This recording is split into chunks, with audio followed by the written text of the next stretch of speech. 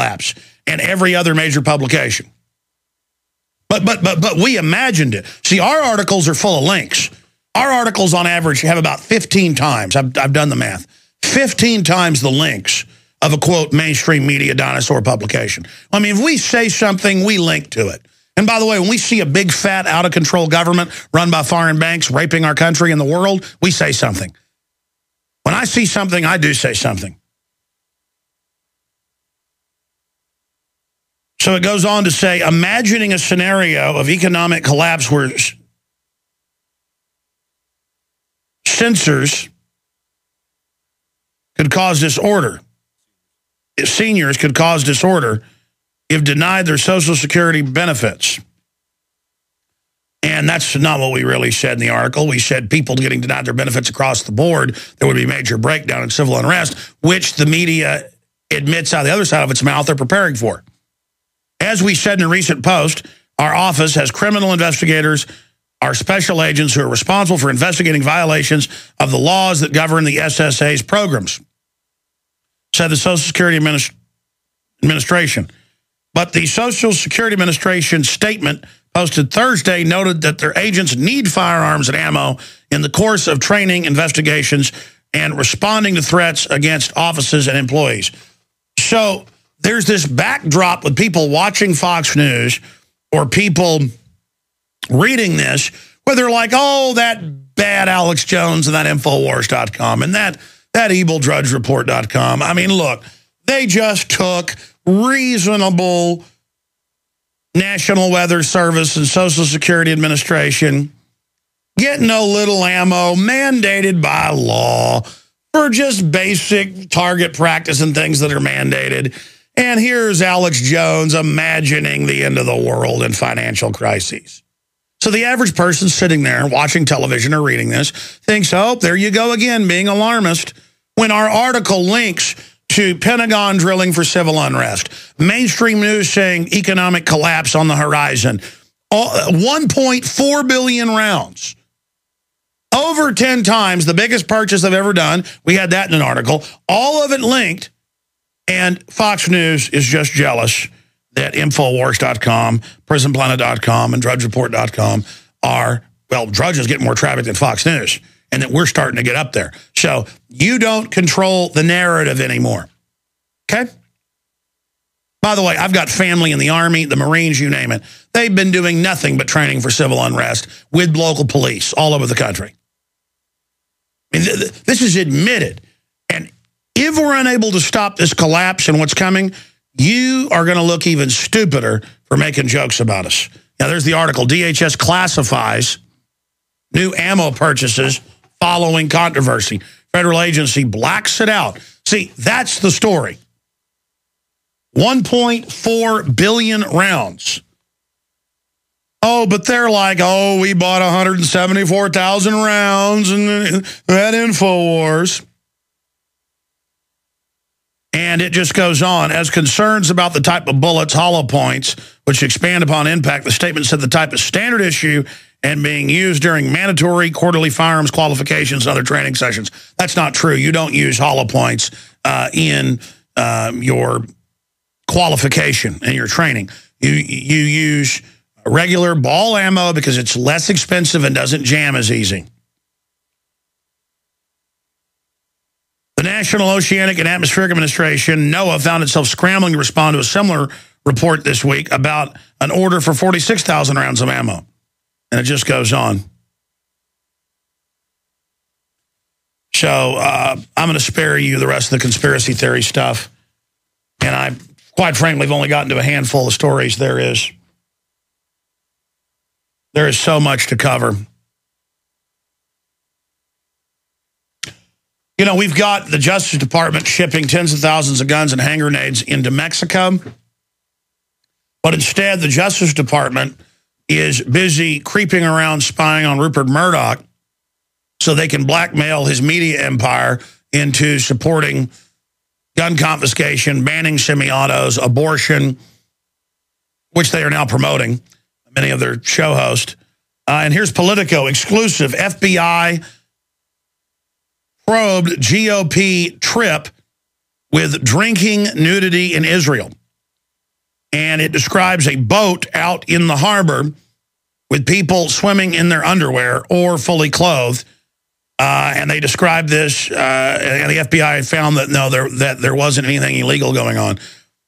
Now, again, this is pure witch hunt stuff that is going on right now to try to go after small little petty things instead of the big crimes. This is all part of the political battling that's happening. And here's what I want to get your take on. Hit the road, Barack Obama, and don't you come back no more, no more, no more, no more. Newsweek cover calls our president and calls out president on failed policy and proclaims all but certain Republican victory.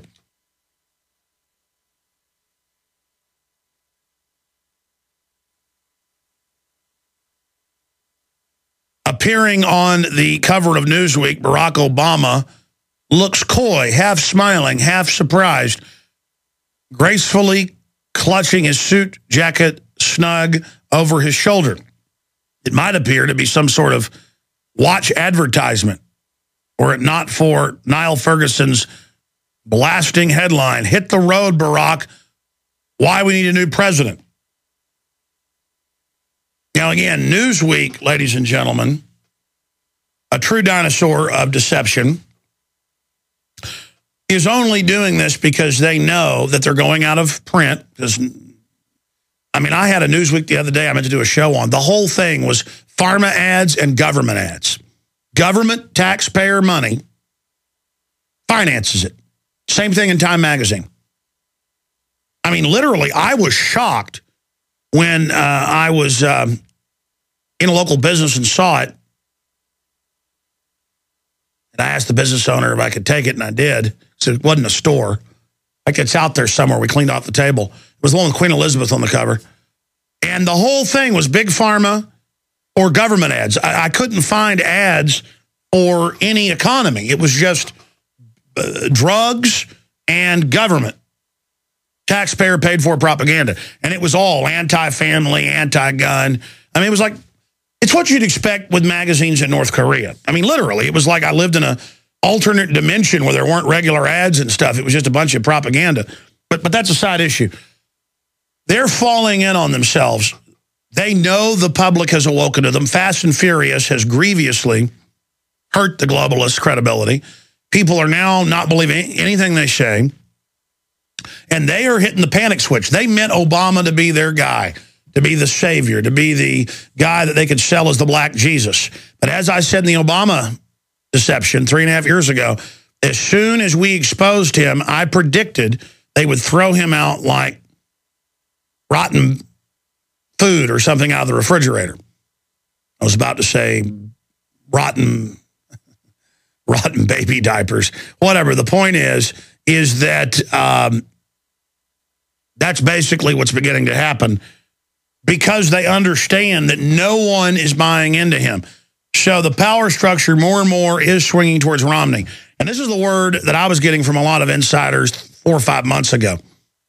And I told you it looked like Obama was in deep trouble. Now, he may launch a big war and get elected through that. He may stage some domestic terror attacks, or his controllers will.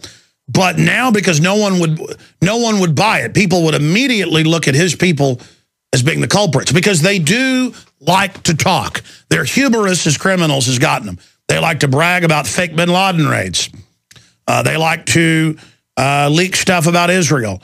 They like to leak stuff about, hey, don't worry, donors, if he's down on the polls, there's going to be a big event we're going to blame on people. Mass shootings and bombings. Yeah, it's going to be blamed on the conservatives and libertarians. I mean, what?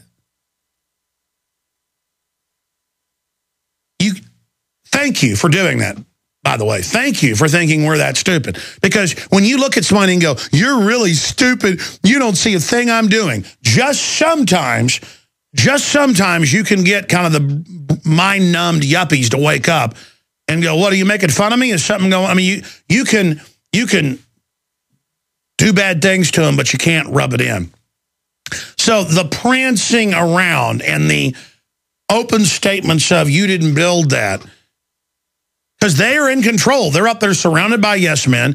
They think that they can do whatever they want. And still, I'm not saying we're going to be in good shape when Romney gets in, but this shows how desperate the power structure is. That, because about a year ago, it was pretty clear Romney was going to be a ringer. I mean, the media was going to basically use him as a ringer, whether he knew he was a ringer or not. But now, Romney's actually doing things that look like he wants to win, like getting Paul Ryan. Whether you love him or hate him, it's a good move. So right now, barring a big stage war, which could happen, or big stage terror attacks, looks like Barack Obama is out. But then what is Mitt Romney going to do during the collapse? The worst drought in 50 years continues. And I'll tell you this. One reason the establishment now wants Mitt Romney in there is because they know the public's waking up, and a new puppet, it'll take people at least a few months for the gold plating to wear off until they begin to wake up that it's meet the new boss, same as the old boss.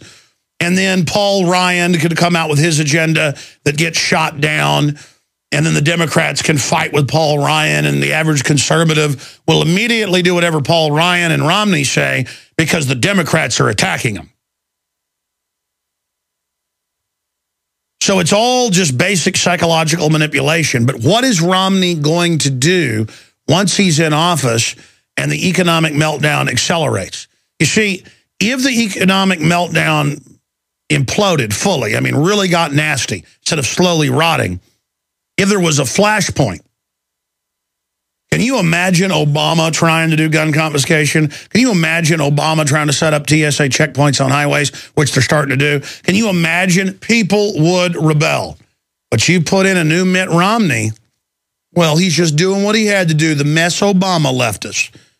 And as much as I detest Obama and all of these different characters because they're plastic teleprompter readers, they're still just puppets in the final equation.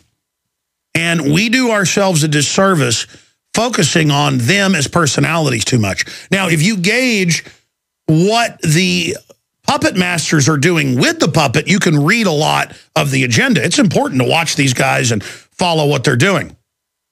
Now, I'm going to give the number out. We're going to take a bunch of your calls in the second hour, interspersed with a ton of other news I'm going to mention here in a moment. Very important info today.